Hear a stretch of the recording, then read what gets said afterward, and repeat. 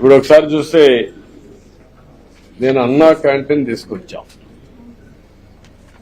పేదవాళ్లకు అన్నం పెట్టాలి అనే ఉద్దేశంతో అన్నా క్యాంటీన్ తీసుకొచ్చాం. ఎన్టీ రామారావు గారు ముఖ్యమంత్రిగా ఉన్నప్పుడు తిరుమల తిరుపతి దేవస్థానంలో అన్నదానం ప్రవేశపెట్టాడు. అన్నదానానికి ఒక ఫండ్ కూడా క్రియేట్ చేశారు. అప్పుడు ఆయన ఉండగానే క్రియేట్ చేశారు. ఇప్పుడు 1000 కోట్ల రూపాయలు పైన కార్పస్ ఉంది.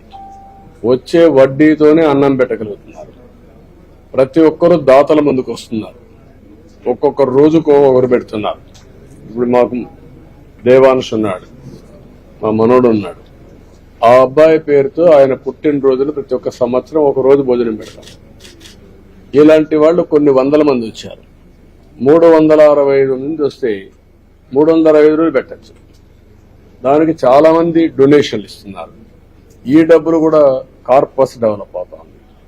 ఆ డబ్బులతో వేరే ప్రాంతాల్లో కూడా అన్నదానం పెట్టే పరిస్థితి వస్తుంది. అలాంటిది నేను అన్నదానం తీసుకొచ్చి అన్నా క్యాంటీన్ కోసం పెట్టాను. 5 రూపాయలు బ్రేక్ఫాస్ట్, 5 రూపాయలు మధ్యాహ్న భోజనం, 5 రూపాయలు నైట్ భోజనం. దీనివల్ల చాలా మంది ఉద్యోగాలకు పోతారు. చిన్న చిన్న ఉద్యోగాలు, కూలి పనులకు పోతారు. తెల్లవారితో ఆడవాళ్ళు వేయాలి, క్యారియర్ రెడీ చేయాలి, అనేక ఇబ్బందులు. తర్వాత అక్కడి నుంచి మోసకపోవాలి, ఎక్కడ పెట్టాలో తెలియదు.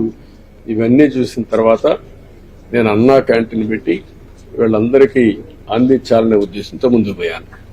ఇప్పుడు ఏం చేశారు, దానిపైన మంచి బిల్డింగ్లు కట్టాను. ఎందుకు కట్టానంటే ఒక పరిశుభ్రమైన వాతావరణంలో పౌష్టికాహారం అన్నా క్యాంటీన్ ద్వారా అందించాలి అనే ఆలోచనతో వెళ్ళాను. కర్ణాటకలో ఇందిరా క్యాంటీన్, తమిళనాడులో అమ్మా క్యాంటీన్ ఉంది. మనం ఇక్కడ అన్నా క్యాంటీన్ పెట్టాం. వచ్చిన వెంటనే అన్ని అన్నా క్యాంటీన్లు మూసేశారు. దానికి కూడా చాలా మంది డొనేషన్ ఇచ్చేవాళ్ళు వచ్చారు. వాళ్ళ పేరు అక్కడ వేస్తాం. ఈ రోజు పలానా భోజనం పెట్టాడంటే వాళ్ళ పేరు వేస్తాం. అవసరమైతే వాళ్ళు కూడా వచ్చి సర్వ్ చేసి బెనిఫిషరీస్తో కొంత టైం స్పెండ్ చేసి వాళ్ళు కూడా వాళ్ళ అనుభవాలను షేర్ చేసుకుంటూ ఆనందపడే పరిస్థితి వస్తుంది. అలాంటి ఉదాత్తమైన కార్యక్రమాన్ని నిలిపేసి వీళ్ళు ఒక ఆనందం, పైశాచిక ఆనందం పొందే పరిస్థితికి వచ్చారు. అందుకే నేను 5వ సంతకం అన్నా క్యాంటీన్ పైన పెడుతున్నా. అన్నింటికంటే అన్నదానం ఉత్తమైన దానం.